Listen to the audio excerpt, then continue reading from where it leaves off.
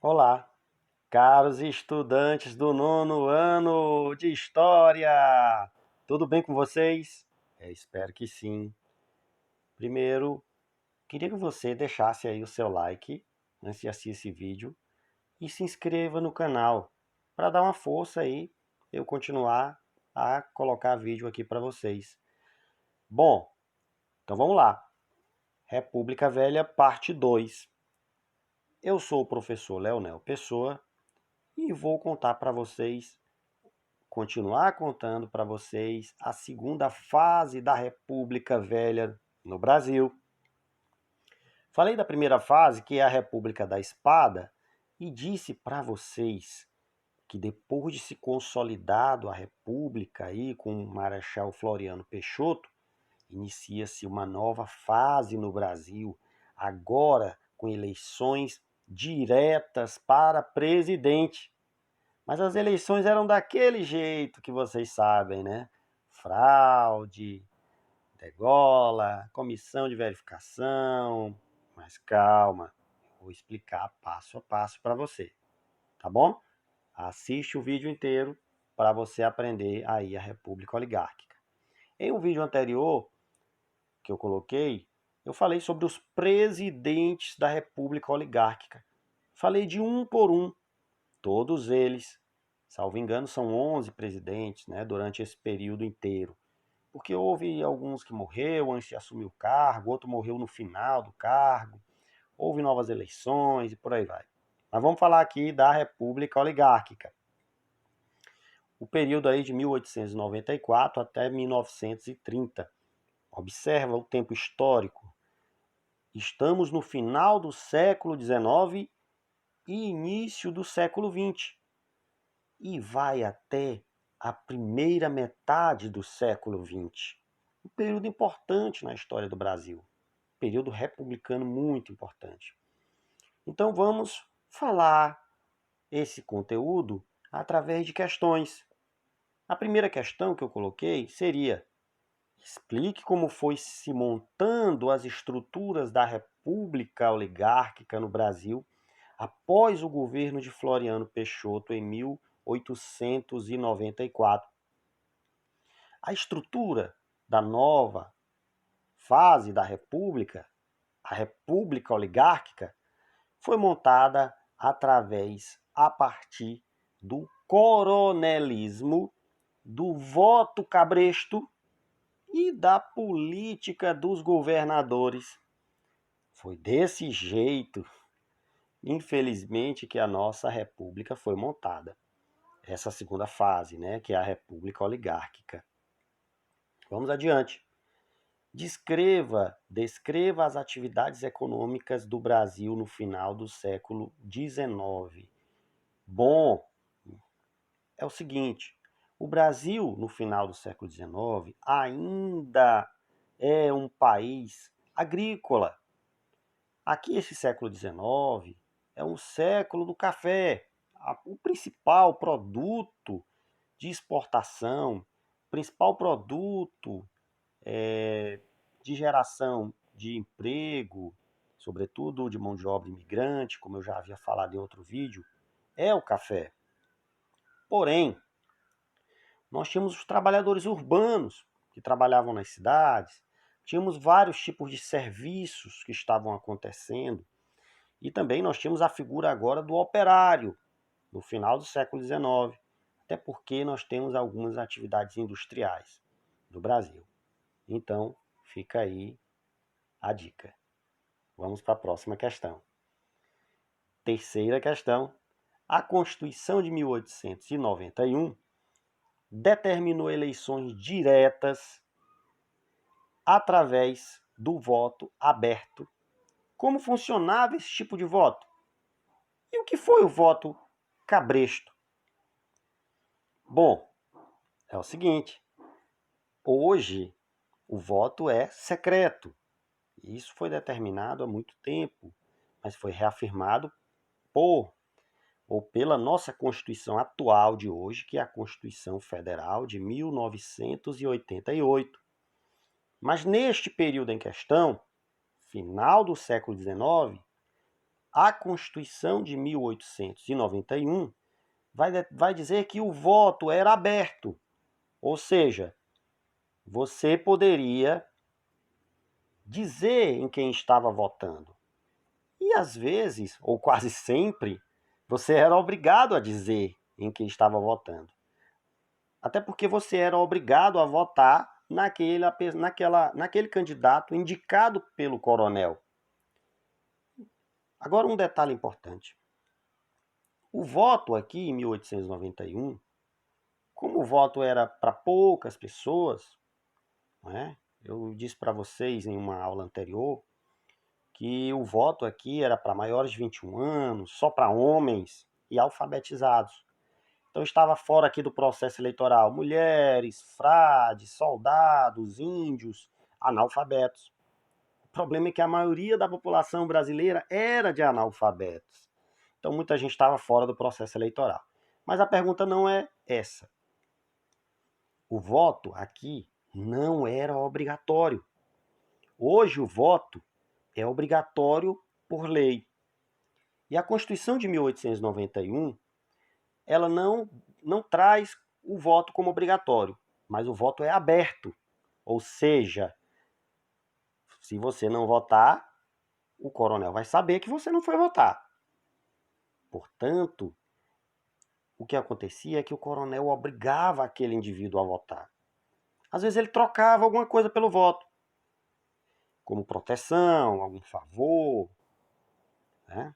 E o indivíduo era conduzido à urna eleitoral para votar, né? À força, muitas vezes, e votar no candidato indicado pelo coronel. E é isso aí onde entra o voto cabresto. O eleitor ele era colocado num cabresto até a urna para votar, né? E tinha um curral eleitoral se formando aí para que isso acontecesse. Quarta questão: coronelismo e o voto de cabresto. Vamos continuar a falar sobre isso. Explique como os coronéis controlavam seus eleitores e garantiam a vitória de seus candidatos nas eleições. Eu acabei de falar sobre isso, não é?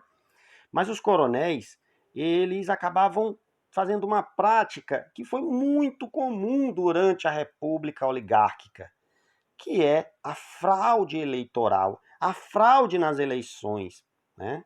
A fraude nas eleições garantia aí a continuidade e a certeza de que o candidato indicado pelo coronel ganharia as eleições, né? Então aqui nós tínhamos muitos eleitores fantasmas, né? Muitos votos eram substituídos por outros, né? E até registro eram mudados, era uma série de falcatruas que acontecia para o voto ser direcionado aí ao candidato do coronel. Muito bem, vamos à próxima questão. Descreva como foi construída a política dos governadores. Essa história é legal, né? Então, já ouviram falar da história que uma mão lava a outra, né? Então era esse acordo, a política dos governadores era um acordo entre os governadores e os prefeitos e o governo federal. Era uma estrutura que foi montada de ajuda mútua. Os governadores ajudavam os prefeitos ajudavam os coronéis ajudavam os prefeitos ajudavam os governadores elegiam aí os presidentes. Era assim que funcionava. E essa política, ela foi muito comum aí aqui durante a República Oligárquica, né? Sobretudo a partir aqui do governo de Campos Sales. Nós tivemos aqui essa dobradinha aqui, muito comum durante esse período. Foi aí, minha gente, que foi criada a comissão de verificação, que eu vou já falar aqui na sexta questão. Vamos falar da sexta questão. Indique a função da comissão de verificação e da degola dentro do processo eleitoral durante a República Oligárquica. A comissão de verificação era uma espécie de comissão, era uma comissão que ia analisar o resultado das eleições. Era a comissão que daria posse aos vencedores nas eleições.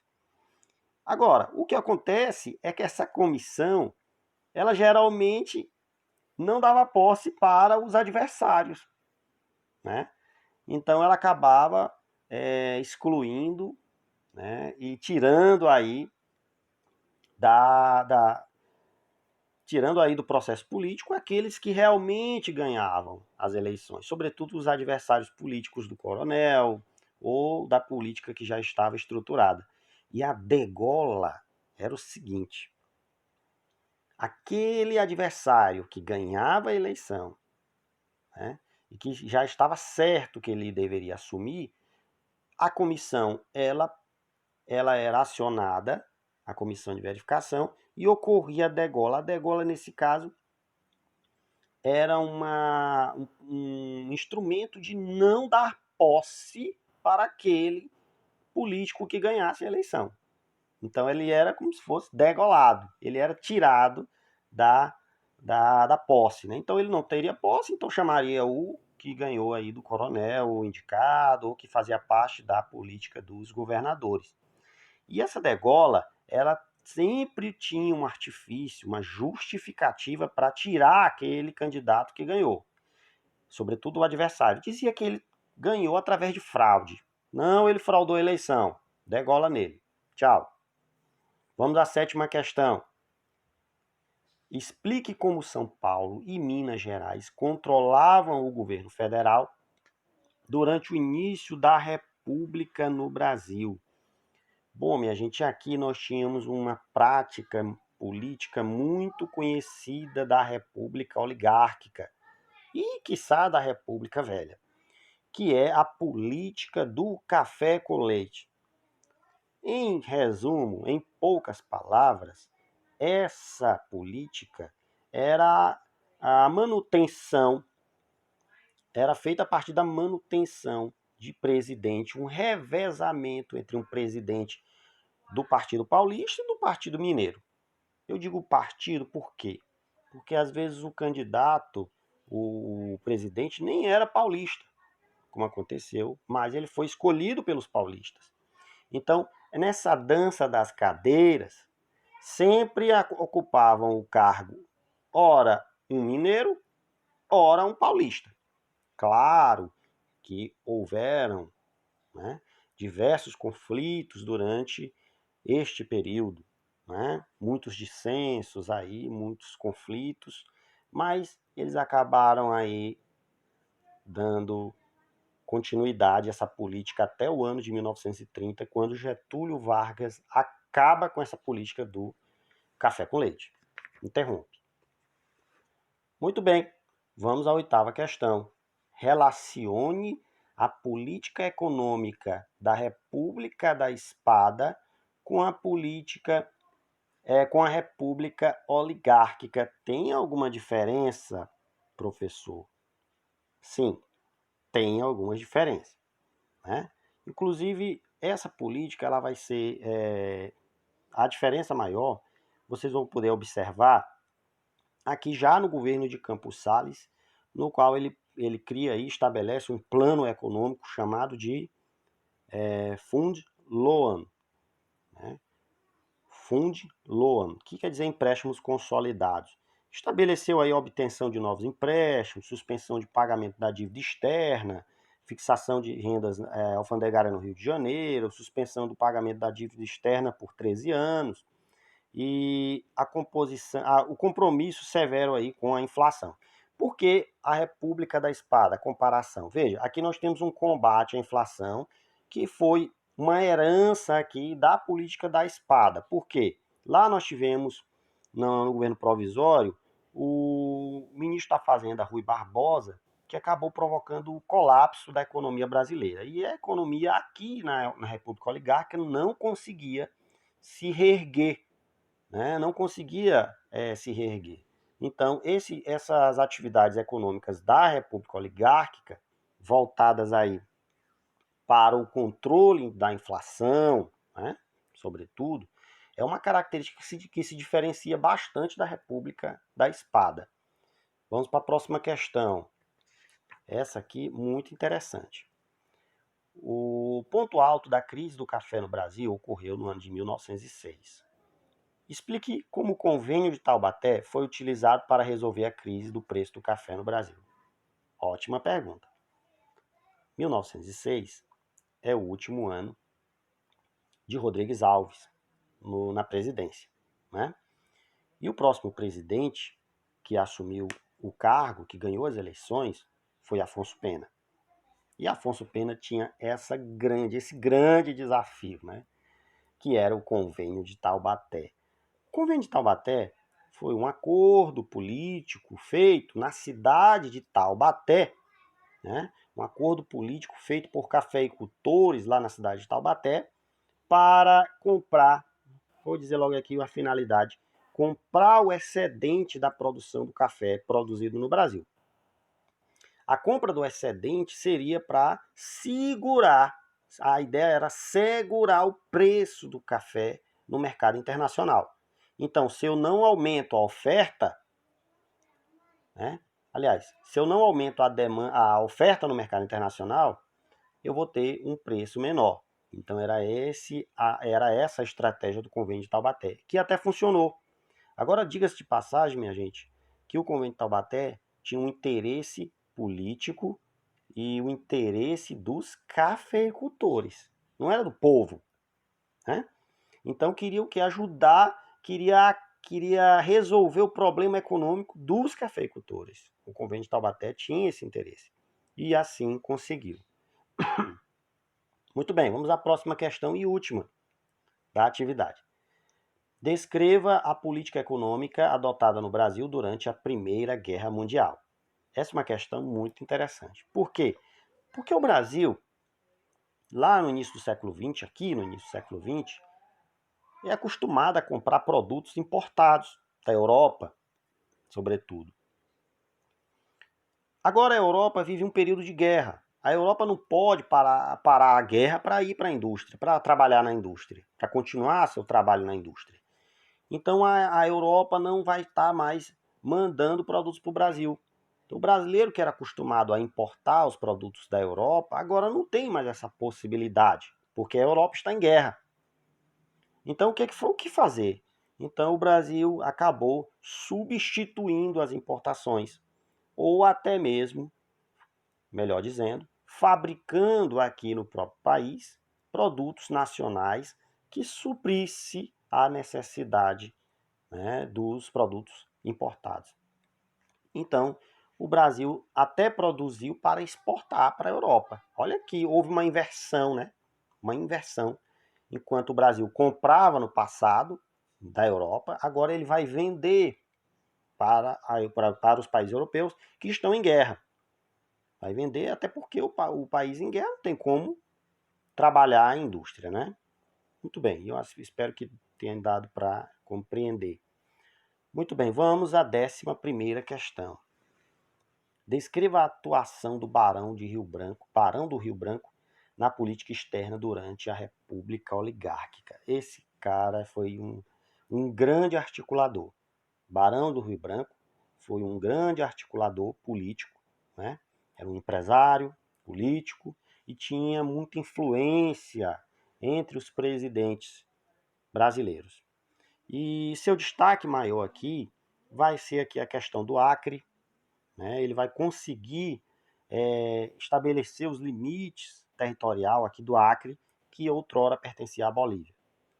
E também nós vamos ter aqui a questão aqui do Amapá, bem como da Guiana, né? Da Guiana Francesa, esse limite territorial. Então, o Brasil aqui em Roraima, né? Roraima e Guiana, também esse litígio que era com os ingleses. Então, quem fez essa articulação com a Inglaterra foi Barão de Rio Branco. Então, quem é Barão de Rio Branco? Era um articulador, era um cafeicultor, era um empresário, né? E ele era tinha muita influência com o governo central. Vamos adiante. Então aqui eu vou falar sobre uma atividade do livro de história do Cláudio Vicentino e do José Bruno Vicentino, da coleção Mosaico, né? Então, na página 81, questão de número 3. Com relação à condução da política econômica brasileira, cite as diferenças entre as políticas de Rui Barbosa e de Prudente de Moraes. Quais eram as principais divergências entre essas políticas aí? Rui Barbosa queria desenvolver a indústria, né? Queria desenvolver a indústria financiando as atividades industriais, mas o Brasil não estava preparado para a indústria. Isso acabou levando o Brasil ao colapso financeiro. E já Prudente de Moraes, que queria representava os interesses dos cafeicultores. Então enquanto o Rui Barbosa defendia a atividade industrial, o Prudente de Moraes defendia a atividade as atividades dos cafeicultores. Vamos à próxima. Letra B. Explique por que a política econômica de Rui Barbosa resultou em numerosas falências e aumento da inflação.